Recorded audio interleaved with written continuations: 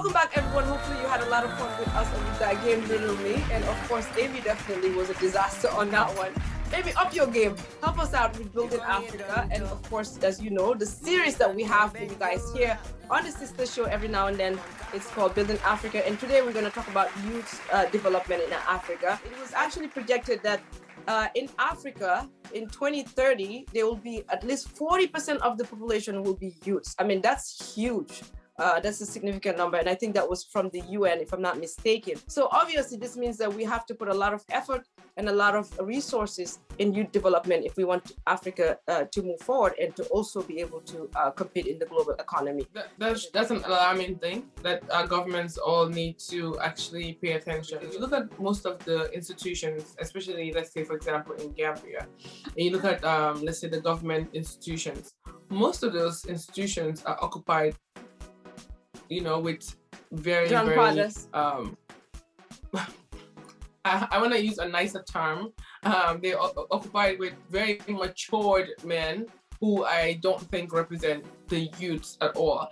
And they want the sad thing is, most of the people that are doing the hard work are the youths, but they are not empowering them to be able to like push them to the forefront to be able to take those leadership roles.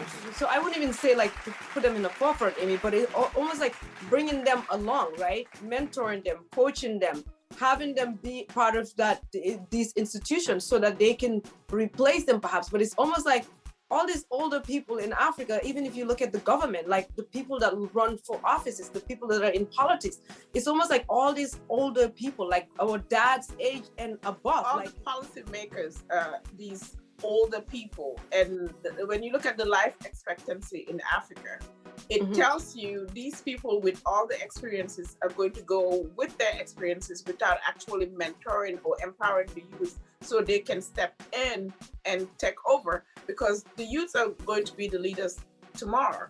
They actually need to empower them educationally, but also in technology. There are a lot of things that are lacking in our youth that is not really going to help Africa to move forward or to even be able to compete with the next generation internationally. In the US, like in most of the corporate world now, they have programs called Succession. And basically what that means is like anybody in senior leadership or leadership role, you have to actually have a succession plan. Can come up with a plan that, okay, if I was to get promoted or if I was to leave the company, do I have actually somebody that will step right up? And actually it is my responsibility to make sure I train somebody else that's going to take over. And that's like from all the way, let's say like middle management all the way up. So for example, there's a lot of companies, when they have like a CEO, it usually takes, let's say like 3 years for them to actually have a plan. And what usually that does is like the CEO will actually have somebody that shadows them, that knows everything. That's a very good point, Boye, because I know back when I was in Dallas, my boss then, what he would do is he would train me everything to shadow him. And then he would tell me, I need a promotion. So I need to make sure that you know exactly what you're doing, you know the job, because if you don't know what you're doing, most likely I cannot get promoted. So it's not a competition. They're teaching you this because they also want themselves to grow also, because if they have someone to take over their positions, then they can also grow in the company. One of the main problems also in Africa that the coronavirus season, most people in this country were working virtually. In Gambia, most of these institutions cannot do that because they are still doing paperwork. Like it's like paper, nothing is like on a computer system setup. So they're not even allowing the young people to come in and build new systems and to change the system and develop us from where we were. So we are still in 1994 and 1992. There is nothing new today. They're still using paper files and to come in and digitalize the system. Because the older generation, they don't know much about technology. That's the problem with Africa. Even when you were speaking, Amy, I was thinking like, okay, like each one of those people that are in a leadership position, they're not thinking to move up. That's why they're holding so tightly with whatever positions that they have to instead of making the space and say, okay, let me move up and have somebody else that's below me, mentor them for them to come up. Like you said, shadow them for them to come up. The problem is not that we don't have the capacity, the know-how. We do, right? I remember recently, Fenda Dabo, she posted, okay, and she said her and her husband actually went back to Gambia because they wanted to introduce a system that's going to help the internet system to get faster or whatever, right? Yeah. They didn't even allow them. They didn't even give them a gateway to come and get something new. I remember when Fatou Camara also wanted to go and open a TV station. The system will suppress you, and these people don't want no one to come and shine and show up and show out, but they will just suppress you and hold you back. What they don't know is, like Jay says, the lifespan of most of these African people is not that long. And then now when you're gone, who's going to be your successor? Those are all job creation methods that you mentioned, right? Because but they don't technology, look at it that way. right. The numbers that you mentioned, Juko, with almost 40% of the population in Africa being youths, which means probably like almost every country would be around like 40%. So they can either take this as an opportunity, right, and start investing in these youths because they're very young. What's going to happen is if they do not take that opportunity and train these youths in terms of like skills building, education and everything, is you're gonna have like this 40% of youths without jobs, and you know what that's going to mean, right? That means crime is going to go higher, which we've already started seeing. So crime is going to go up. And what's that going to lead? If crime keeps going up, that means instability. So now let's talk about this part. Who is actually responsible for rolling out youth development strategies in Africa? Like, who do you think is responsible? Juka, obviously, Is it just the government? From my standpoint, it's the government, because there are a lot of programs that individuals alone cannot do it. Like Amy was saying, this lady and her husband that decided to go home. So if the government is actually constricting people from what they can do business-wise, it's difficult for individuals to come in, like entrepreneurs, to come in and establish private sectors that can allow the youths to develop or even have jobs. And sometimes the youths, they just don't need regular formal education. They need farming, they need multiple different sectors. And I think this has to be established by the government. And sometimes that doesn't happen. Their focus is not on the youth. Their focus is how long can they continue to be in leadership more than how much they can provide for these kids to develop themselves. Yeah, we want the government to set the framework, but they do not really even have to be the ones to run it. Like once they set up the ground rules, the governance and the process around it, private sector will usually step in and help. And the other critical thing is they do have to have the youths as a stakeholder at the table, because usually the youths are really very smart and actually knows like where the problems are or like what things can be built to help them. So should we say then the government should also maybe get out of the way? Because if they can't do it, then they can just get out of the way and things can happen. Because that, like Ole was saying, the Democrats and the Republicans, not to bring politics, that's what it seems like. They're like, the Democrats want more government, the Republicans want no government. They just want them to get out of the way so the private sector can do what they are supposed to do. The government needs to get out of the way 100%. Okay? If you look at the problem, Juka, it's as simple as one little company can probably come and fix 30% of the problem. If we use Gambia as an example, it's never about the youths. It's never about the people. And I think this, if there's one thing that I love so much this year actually that I've listened to is the ST song that is the people. If you have not listened to that song, you have to listen to the song. It's amazing. Okay.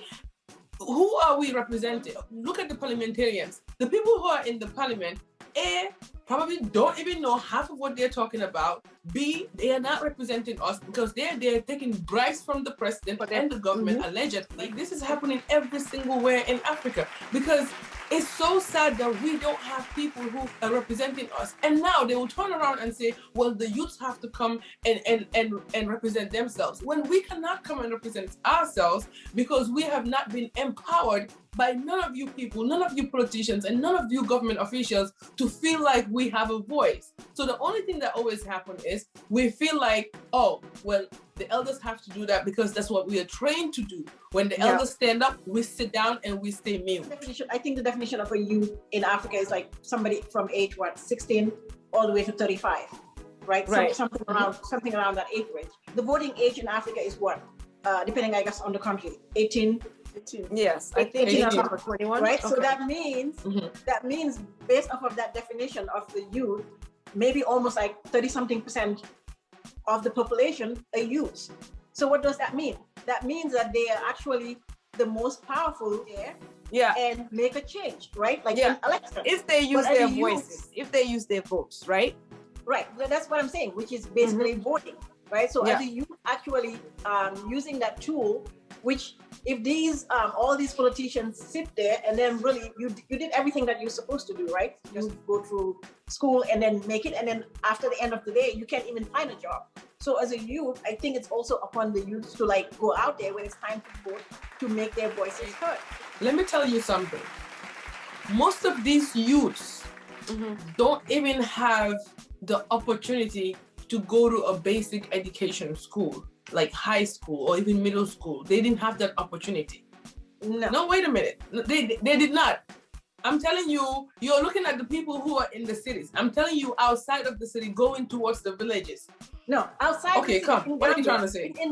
In most African places, Gambia, for example, a lot of the youths are educated. They finish school. The thing that they don't have opportunity. What Ule is saying is, a lot of these people do have the chance to go to school, all the way to high school education, correct? Now, what they don't have is the opportunity to go to the West and further their education. Didn't you say this? No, Amy. No. You missed the whole point. My whole point was, as the youths, they need to use that tool, which is to vote people that are not in there for their interest. Like a lot of youth. And my point was, Amy, but hold on. A lot of youth, we know, like usually people that go and vote in Africa, especially in Gambia, it's left to the older people. Yeah. It's left to the older people. The youth I remember do not take that initiative to go out and like vote. If the youth started like taking this as like a civil responsibility. what I'm saying is this. You see, for me to be able to take my voter's card in America and go vote for whatever president and whoever I want to, right? It's because I'm aware and I have trust that the system is going to be right. You see, most of these youth that you see in the street, the biggest problem is that they have no hope in the system. The governments will come, because what they tell you is they're all the same. They'll just come and lie to you and then keep it moving. So based on what you just said, both Amy and Ole, so from a personal experience, I came to this country in the United States, I think at the age of 17 going to 18, right? So at that age, I should have been prepared already, right, to think about voting, right? Or to even know the idea of voting and my right to vote and what it means if I vote, and that my future depends on what government I put in place as a voter. But to be honest, that was the last thing. I didn't even know Exactly. anything about presidents and voting and anything about that. All I was thinking about is how I'm going to make it, how I'm going to go somewhere else and further my studies. This is all I was thinking about. So let's say if I wasn't able to leave, probably it would take another 10 years for me to even connect the fact that I'm not going anywhere with voting. I'm not doing anything with my life with voting. So this is instrumental. This is a huge part. There's a huge gap there. Yeah. I don't know if we should put that responsibility on the parents, because maybe if my parents sat me down and say, you need to go and register to have a voter's card, but this is not even a conversation on the table with families. There are groups right now that are actually advocating for people to come out and vote. I know of a group. Groups, but not your that family. is- Because what your group is, what a group is gonna tell you, and what your mom and dad is gonna tell you, is two separate things. The way you take it as a child. There are people who are out, and these people, when I tell you, they're very instrumental, more instrumental than probably some of the parents in the households. Because some of these parents don't even vote. They don't even know the system to vote in the first place. Exactly. Yeah. But there are youth groups that are so instrumental, so strong, that let me tell you, these people have a voice. The point is, we have to come together and actually be able to put our resources together and fund these people to be able to go out and advocate for more people to vote. Because I'm telling you, there are groups on the ground who are fighting every single day, putting thousands of dollars this year to make sure that people are going out to vote. When government in place in Africa, they think that the less people know, the less people understand about what it means to vote, the better for them, because they can come and tell them any cockaboo story so they can continue to be in office. The more civic education they provide to the young ones and the more knowledge those people have, then the less power they think they're going to gain. They don't understand that when they empower these youth, it's in for their best interest. And that's all you need. And educate them to go out and vote. Because if you have 40% of the population that are going after to vote for you, you don't need much of a campaign. But they think when these people are empowered, it means they are going to be less than. It means they're going to be in office for less a number of years, which is not true. They need to understand that empowering the youth, telling them to go out and vote, educate them, give them the resources. There is a lot of people that are not educated in Africa. If you go to Senegal, it's the same thing. Yep. A huge population, especially in Senegal. It's a huge population of the youth that you see on the streets selling. Like, it's so sad. Like, when you travel between Africa, you see, honestly, like, it's eye-opening. You will see someone and you know this person wants to work. They will have a peanut, like these little peanuts that they put in the bags. They'll be walking around all day sweating just to sell few peanuts. And so what that tells me is that that person that's gonna sit there all day to put a bucket of peanuts just to sell it all day, and they might, and I was just sitting in the car looking at how many cars are passing by and how many peanuts is this person selling.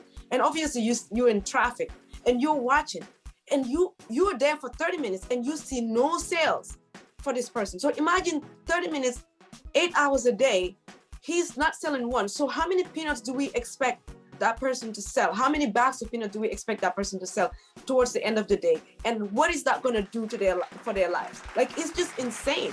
If I live in a household, I went to school, went to university, finished, have a degree, went back to school, have a master's degree, still can't bag a job. What do you expect that the youngest person in that house is going to do? Hope that they can go to school and get a job? Where's the hope? Yeah. Where's the motivation? Yeah. Nowhere. It's time for all these old people. I'm sorry, guys. I love you guys. I respect you guys. It's time for you guys to retire. You see, sometimes when you see riots happening, like, you know, like any little thing happening and then everybody comes out and it's a demonstration, it's riots, people are looting stuff.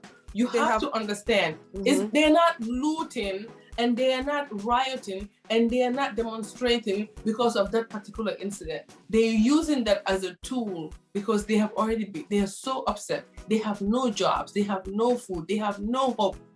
And the government really need to take responsibility. On that note, what we'll do is we'll take a break here and then we'll do Ask a Question. When we come back, we'll finish this conversation on the other side of the hour. Stick around, don't go anywhere, and continue to comment also and give us your wisdom and your thoughts on youth and Africa development. We'll be right back, so don't go anywhere, stick around.